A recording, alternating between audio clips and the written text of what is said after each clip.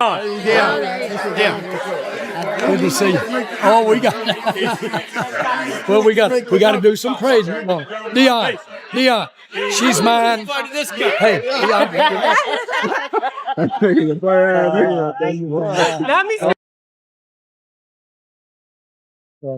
I enjoyed our little talk. I know I do too. We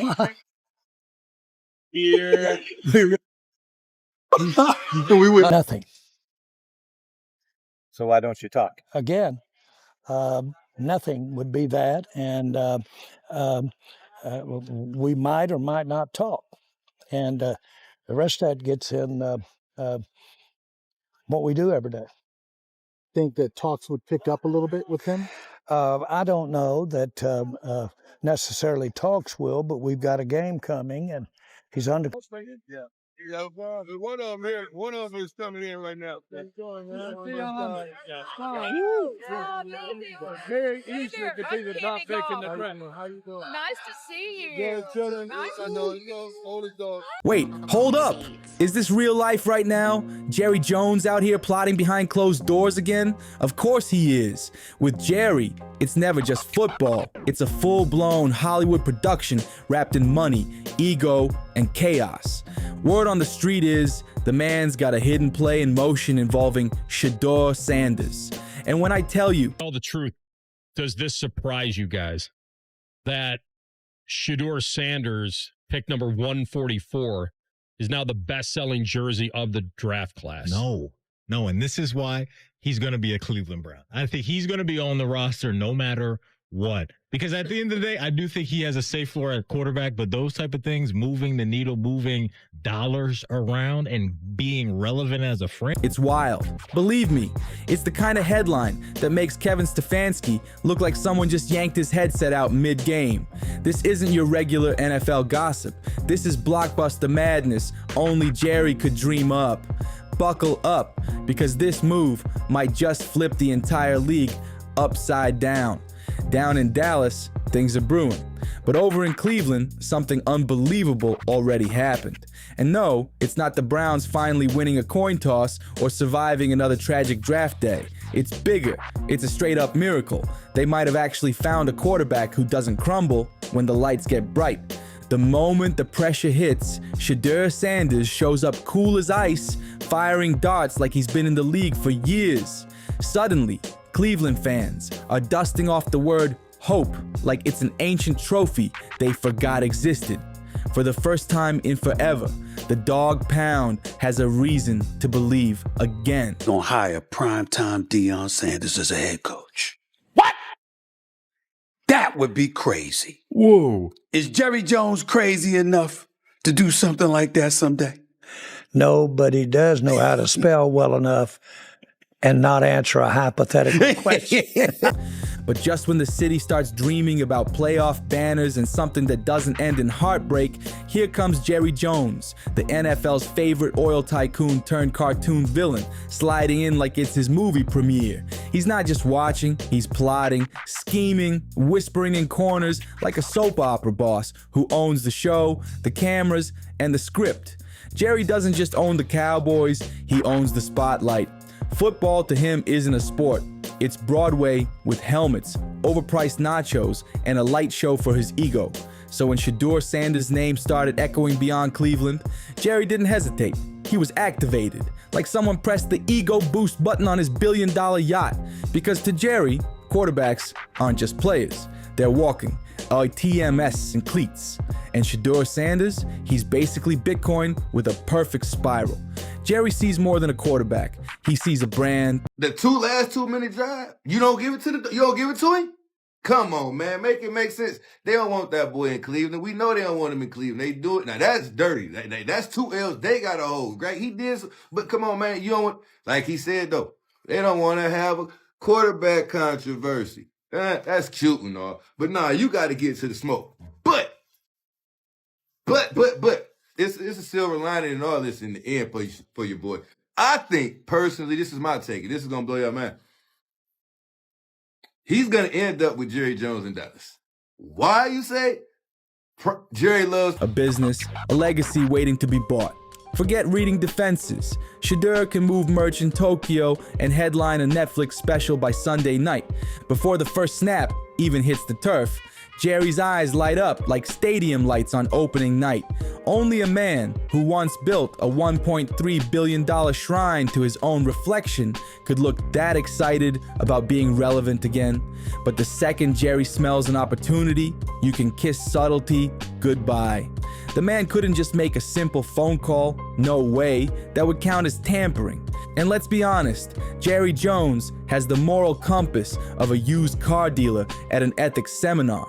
Even he knows when the cameras are locked in on him. So what does he do? Comments on this Micah Parsons trade have me confused. We all know Jerry Jones is in the media way too much, but him coming out saying essentially we got rid of Micah Parsons because we need to stop the run. Jaden Daniels, Jalen Hurts, now Russell Wilson, some of the top quarterbacks in the NFL in your division. So you got to stop the run, but these dudes can throw all over. He gets slick. Out come the whispers, the private dinners that never happen, and the mysterious sources that suddenly show up in every Dallas steakhouse. Next thing you know, third party, friends of the team are the hottest dinner guests in Texas. It's cloak and dagger chaos, except with designer suits, too much money, and lighting straight out of a bad reality show. But then, boom, comes the real twist. Enter Deion Sanders, the legend, the royalty, the man who made the Cowboys must-say TV before Netflix was even born. Jerry and Prime go way back, and if there's one voice that can still cut through all the billionaire noise in Jerry's head, But guess what? Guys get hurt. So you bet your whole house that you got him, and then all of a sudden you don't have him. So that's when your old mind starts saying, well, if this guy did get hurt, what would we do this year? it's Deion's. So when Prime casually starts dropping his son's name into conversation, Jerry doesn't just hear it, he feels it. Suddenly, the man's sketching empire blueprints on napkins again. This isn't scouting, it's Jerry scripting his grand finale. The wildest part, Jerry's selling this whole thing as football logic. He's saying the Cowboys need a quarterback of the future. Dak's contract's messy. The NFC East is a war zone. It all sounds reasonable on paper, right? Said about Shedeur Sanders, like I've stated in these previous videos, it's all lies. It's all smoke and mirrors. Jerry Jeudy just verified that. He's a wide receiver. He's the one catching the ball from Shedeur. So he knows what that arm strength is. He knows what that arm talent is. A lot of stuff that's been lied about Shedeur, all the collusion. We heard what Eric Dickerson said. Fix was in. But it sounded like Jerry Jeudy said, man, Shedeur is a baller. Shedeur got a bright future. It's almost like he's saying, man, he's our guy. Wrong. Logic and Jerry Jones broke up decades ago, probably around the Clinton era. This isn't your average 2 first-rounders and a backup offer. No, Jerry's out here pitching a blockbuster that makes the Herschel Walker trade look humble. He's dangling multiple first-round picks, key starters, and some cap space gymnastics so wild it'd make Wall Street accountants cry. The man's ready to gut his own team, torch his salary cap, and practically sell his soul just to see Shedeur Sanders wearing that star on his helmet. That's how deep he's in. Only gives us 4 first-round picks over the next 2 years. We not only do that, nothing says we can't use some of those picks right now to go get. Meanwhile, over in Cleveland, chaos brews behind closed doors. Half the front office wants to guard Shedeur, build around him, and finally enjoy a quarterback without needing weekly therapy sessions. And just like that, the Browns, of all franchises, start convincing themselves they can turn into a marketing powerhouse. Spoiler alert, they can't. Cleveland, trying to be a global brand, is like trying to sell beachfront property in Hawaii during a snowstorm. It's not happening. But that doesn't stop the chaos from boiling over inside the building. The coaches want growth, the execs want dollar signs, and right in the middle of this corporate tug-of-war sits Shedeur Sanders, just trying to play football, while billionaires circle him like vultures at a Texas BBQ.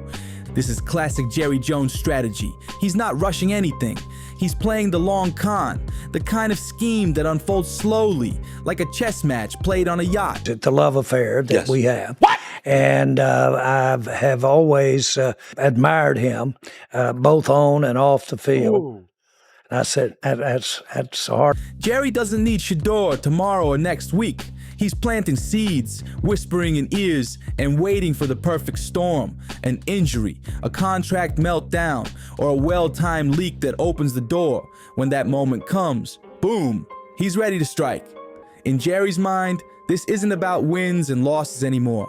This is about the 9th hardest schedule this season, and the Cowboys have the 10th. That's where we're headed now. The public saga continues between Jerry Jones and Micah Parsons as the team has not gotten any closer to reaching a new contract since Micah requested a trade on August 1st. Here's Jerry's latest comments on Mike's legacy.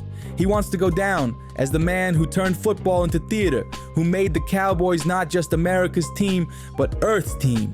Why Shedeur? Simple. Jerry loves prime. And let's be honest, the idea of turning Deion's son into the face of his empire, that's like Christmas morning for him. But let's laugh for a second, because this entire master plan depends on a rookie surviving the most unforgiving spotlight in sports. Dallas doesn't nurture quarterbacks, it devours them. One bad interception, one misstep, and the Dallas media machine will treat Shedeur like a failed contestant on a bad reality show. And Jerry? This is the same guy who couldn't let Jimmy Johnson get credit for winning his own Super Bowls. Now he thinks he's going to micromanage Deion Sanders' son like some puppet master. And that's what I respect the most about Shedeur, about Shiloh, and also about Prime. They know who they are. They don't waver away from it. They have to remember, you don't get to write your plans in pen. Please. The only thing more delusional than that is believing the Browns' front office can actually agree on something smart for once. Let's not forget the nightmare scenario, NFL sanctions. If Jerry goes too far, he risks being remembered not as the genius who built an empire, but as the billionaire who blew it all up for a midlife crisis. He'd go down as the man who turned America's team into America's punchline. And oh, the NFL is watching. The league hates this kind of drama. They want clean deals, polished press releases, and no circus acts. Meanwhile, Jerry's out here running secret dinner meetings like some Bond villain in cowboy boots. The moment someone leaks a text or slips a name on a hot mic, the league will rain down with fines, tampering charges, investigations, the whole show. But Jerry, he'll flip it immediately. He'll call it the league trying to suppress innovation, because Jerry Jones doesn't see rules, he sees speed bumps. And the wildest part, he actually feeds on controversy. Here's the thing, the Cowboys don't even have to win to stay relevant. Winning's optional when you've mastered the art of chaos. As long as they're loud, flashy, and dramatic, Dallas stays front page news. Now imagine tossing Shedeur Sanders into that mix. You've basically handed Jerry Jones a flamethrower inside a fireworks warehouse. Win or lose, the Cowboys will dominate every headline, every debate show, every social feed. Slater Original Network. I'm old enough to remember the last time we had an exciting quarterback fall to the Cowboys when they came up. Have you guys thought through that scenario if there was an exciting quarterback like, say, Jackson Dart or Shedeur Sanders there at 12? Yeah, well, we've got a major commitment with Dak, and so you weigh all of that. And but I was going to add to this whole conversation, it's very often that somebody will step up and say, now, we got this guy right here. We've got him. And we just signed him under contract. And Jerry, he'll soak it all in like the self-crowned emperor of madness he's always wanted to be. But here's the cruel twist. While Jerry's busy playing billionaire chess, Shedeur is just trying to survive. He didn't ask to be the centerpiece in Jerry's final ego trip. He's not chasing headlines, he's chasing progress. All he wants is to play football, prove he belongs, and step out of his father's massive shadow. Instead, he's caught in the middle of billion-dollar scheming, family legacy tension, and a drama so big it makes Succession look like a high school play. And you can bet the second things start heating up, fans feel that energy too, that uneasy tension where everyone smiles for the cameras, but deep down knows a storm's brewing. Shedeur walks into practice every day like it's just business, but you can see the weight on him. The cameras, the noise, the whispers, they're all there. Because once Jerry Jones pins your name on his vision board, your life stops being normal. You're no longer just a quarterback.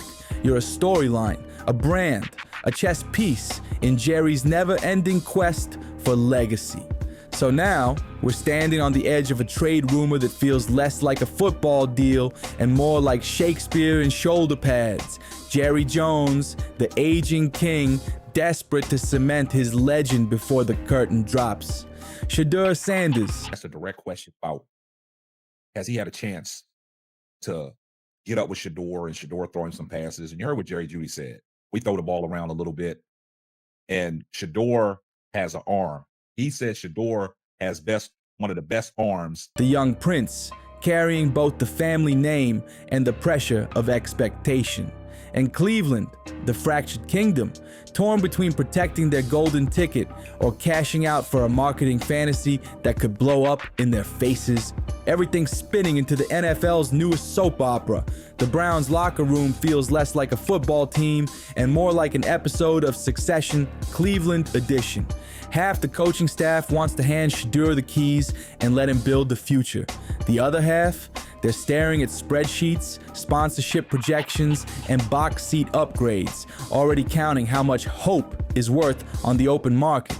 And if Jerry Jones shows up in Cleveland, cowboy hat tipped and checkbook loaded with oil money, you better believe the paranoia hits overdrive.